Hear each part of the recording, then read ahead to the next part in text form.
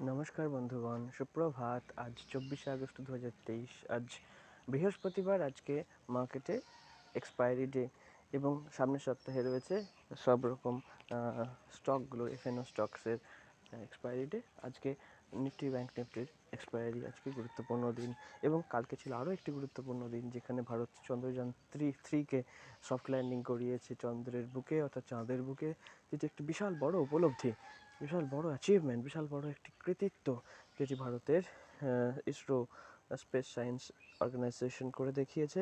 তো আমরা চলে যাচ্ছি আজকের চার্ট অ্যানালিসিসে, যেখানে আমরা প্রত্যেক দিনের মতন আজকেও বিভিন্ন চার্ট অ্যানালাইজ করে একটা ব্রডার পার্সপেক্টিভ এবং ইন্টারডে বেসিসে কোন ইন্ডেক্স কেমন কি ট্রেড করতে পারে তার একটা অনুমান পাওয়ার জন্যে আমরা চলে যাব ইউএস ফিক্সের চার্টে। ইউএস ফিক্সে দেখছি যে একটি সুন্দর উপরের দিক থেকে নিচের দিকে আসার একটা প্রবণতা দেখাচ্ছে, যেটি বলে দেয় যে বিশ্ববাজারে একটু স্থিরতা আসছে, ভলাটিলিটি বাড়ছে না, উথাল পাথাল তেমন নেই, বাজার শান্ত হওয়ার ইঙ্গিত দেখাচ্ছে। ইউএস 10-year বন্ড yield সেখানেও একটি সুপার ক্যান্ডেল ক্রিয়েট হয়েছে নেগেটিভ, এবং এটি ইকুইটি মার্কেটের জন্য শুভ, আপনারা সবাই জানেন। সুতরাং মার্কেট যদি পুনরায় 4.076 এসব জায়গায় চলে আসে তো খুবই ভালো একটি ব্যাপার হবে। তো আমরা চলে যাচ্ছি ইউএস অয়েলের চার্টে, অর্থাৎ ক্রুড অয়েলের চার্টে। ক্রুড অয়েলে আমরা দেখতে পাবো যে ভালো সংকেত আছে, হ্যাঁ রয়েছে, কারণ ওই দুটি ইন্ডেক্সই বলে দেয় যে তৃতীয় ইন্ডেক্সে কেমন সংকেত থাকতে পারে, এবং নিচের দিকে 74.7 এদিকে মার্কেট আসার একবার চেষ্টা করবে। ইউএস 100 অর্থাৎ ন্যাসডাকের চার্টে এর ফলে একটি উপরের দিকে যাওয়ার প্রবণতা বা সুপার ক্যান্ডেল ক্রিয়েট হয়েছে, এবং মার্কেট ইমিডিয়েট যে রেসিস্ট্যান্সে একটা ইমিডিয়েট রেজিস্ট্যান্সের দিকে চলেছে, যে লেভেলটি হলো 15,444। এরপরে চলে যাবো S&P 500-এ। S&P 500-এও দেখবো যে হ্যাঁ মার্কেটে আবার পুনরায় গতি আসছে, ঊর্ধ্বগতি। FTSE 100 অর্থাৎ ইউকের market, Financial Times Stock Exchange, সেখানেও আমরা নিচের দিক থেকে বাইং দেখতে পাচ্ছি। ডাউ জোন্সেও ঠিক একই ব্যাপার, মার্কেটের স্ট্রেংথ পুনরায় ফিরছে এবং একটা বেস ক্রিয়েট হচ্ছে, এরকমই সংকেত দিচ্ছে। ইন্ডিয়ার উইক্স ইউএস পিক্সের মতোই অতটা নেগেটিভ না হলেও কিন্তু মার্কেট একদম নিচের দিকেই আছে, যেটি সংকেত দেয় যে মার্কেটে ভলাটিলিটি কম। এর ফলে একটি অসুবিধা হয় অপশন সেলারদের, যে তারা প্রিমিয়াম পান না অপশন সেল করে। ইন্ডিয়া 10-year বন্ড yield, সেখানে মার্কেটের যে গতিবিধি সেই অনুযায়ী মার্কেট আপ ট্রেন্ডে রয়েছে, ব্রডার ট্রেন্ড আপ ট্রেন্ড, কিন্তু ইমিডিয়েট ট্রেন্ড সেটি একটু উপর দিক থেকে রেজিস্ট্যান্স পেয়ে নিচের দিকে আসার চেষ্টা করছে। সম্ভবত এরকম লেভেলে সাপোর্ট নেবে, সেটি হলো 7.155%। এরপর চলে যাব গিফট নিফটির চার্টে। গিফট নিফটিতে দেখতে পাচ্ছি যে হ্যাঁ নিচের দিক থেকে আবার বাইং আসছে।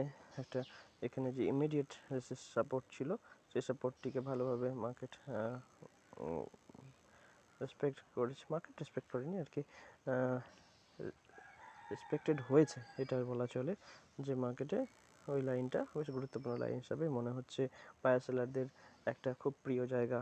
এবং ডলার ইন্ডেক্স যদি দেখি, ডলার ইন্ডেক্স সামান্য নিচের দিকে এসেছে, কিন্তু ডলার ইন্ডেক্সের এই সামান্য নিচে আসার তুলনায় ইউএসডি আইএনআর কিন্তু অনেক বেশি নিচে এসেছে। তার কারণ হলো ভারতের বাজারের পজিটিভিটি।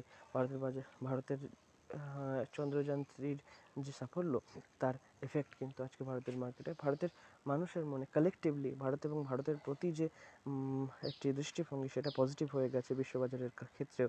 সেহেতু ইনভেস্টমেন্ট এখানে বাড়বে, এবং ইমিডিয়েট একটা যে একটা ওয়েভ, সেটি ভারতের পক্ষে যাচ্ছে, আইএনআরের পক্ষেও গেছে। ইউরো উপরের দিকে যাওয়ার চেষ্টা করছে,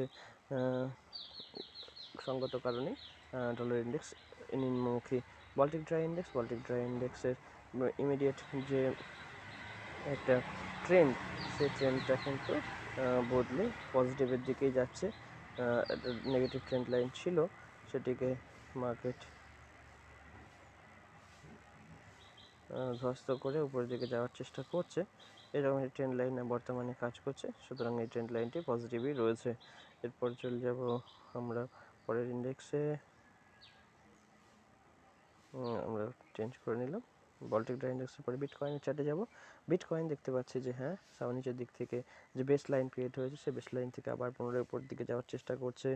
ইথেরিয়ামেও ঠিক তাই, নিচে একটা বেস লাইন ক্রিয়েট হয়েছে মোটামুটি এই জোনে। পূর্ববর্তী সময় যেটা সাপোর্ট জোন ছিল সেই সাপোর্ট জোনে 1639-এর কাছাকাছি মার্কেট এখান থেকে ঊর্ধ্বগতি নেওয়ার চেষ্টা করছে।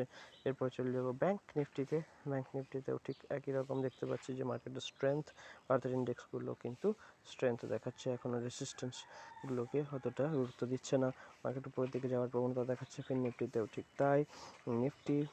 নিফটিতে গতকালের ট্রেডিংয়ে একটা ইনডিসাইসিভ ক্যান্ডেল অর্থাৎ ডোজি ক্যান্ডেল ক্রিয়েট হয়েছে, আজকে সম্ভবত উপরের দিকে যাবে এবং মার্কেটের ইমিডিয়েট যে রেসিস্ট্যান্স দাঁড়িয়ে যাচ্ছে এখন সেটি হয়ে যাবে 19,600, সেদিকে মার্কেট ধাবিত হবে।